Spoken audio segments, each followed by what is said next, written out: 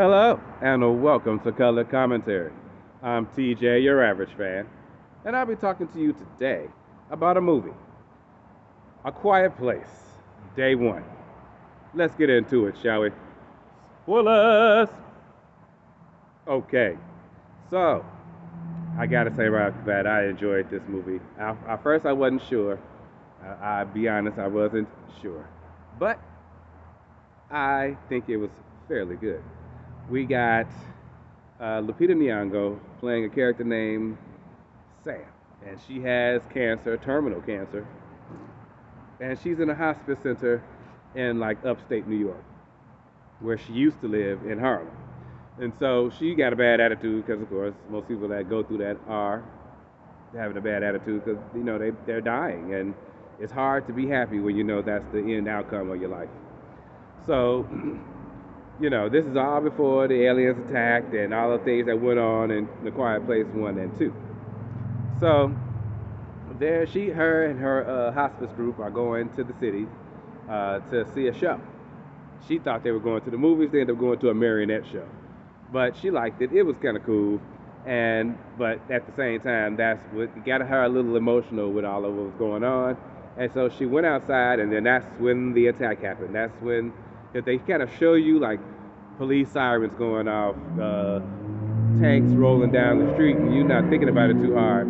Helicopters flying by, several of them, some jets, but they were so far away and they kept the sound down, so where you just like, that's just a normal noise that go on. But oh no, they were already getting ready, just didn't know it yet. Because then these things start falling out the sky and attacking people. So she was caught out in the streets when it hit. So, it was a mess. And she got a cat named Frodo. Hilarious.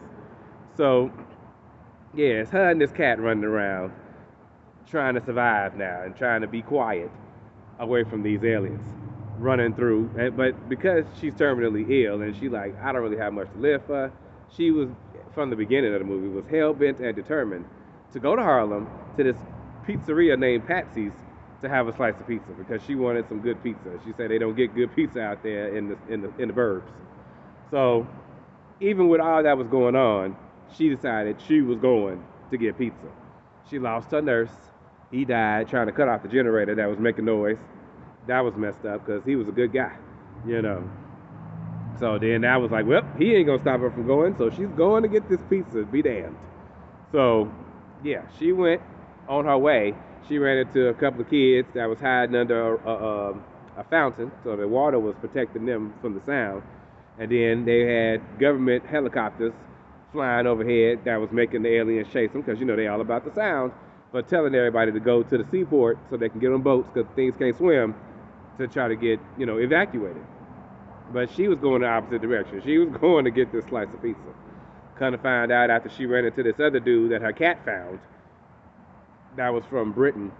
Yeah, he was so scared, he didn't want to leave her side. And so she let him stay. And so he went with her to Harlem. Patsy's was jacked, so there was no pizza to be had, but he also told her about his father. His parents is in Britain. Don't know what happened to them. Her father died, but he was a jazz player, and this Patsy's Pizzeria was right next door to the jazz club. So that's another reason why she wanted to go too, because she lost her father to the same thing, cancer. Messed up. So yeah, they go to her house and she gets some stuff. They had to get some supplies, medicine. He had to run to get medicine for her. They got chased in the subway by these things. It was insane. And these things are terrifying, I gotta say.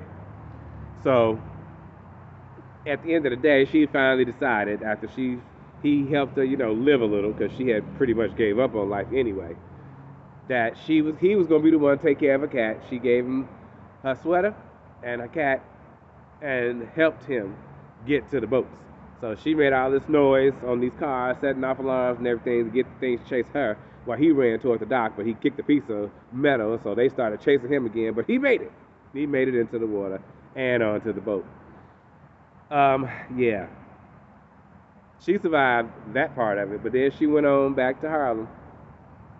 And then she had been listening to music in headphones the entire time. And so then when she went back, she was like, screw it. And she took the jack out the radio, and the thing started coming, and that's how it went off. You know she was gonna die. I was still sad for her though. That I didn't want her to die. I would have rather her died of the cancer than the aliens, really. So that part I gotta say wasn't a fan of. But if I had to rate this movie, I'd give this movie an 8. It was good. I enjoyed it. I'd definitely watch it again. Matter of fact, I'd watch them all three. Yes, I would. I like the Quiet Place movies, and they're excellent. So, except for the fact of some of the writing, I was upset with some of the writing that they gave her. Some of the lines didn't make sense. They made her seem, I don't know. I mean, I guess that was the point to make her seem disconnected, but I didn't like that. So, dinging on the points for that. Other than that, yeah, I enjoyed this movie. A Quiet Place, day one. Check it out. That's what I think about that. In the meantime, everyone, have a great day. See you for another one.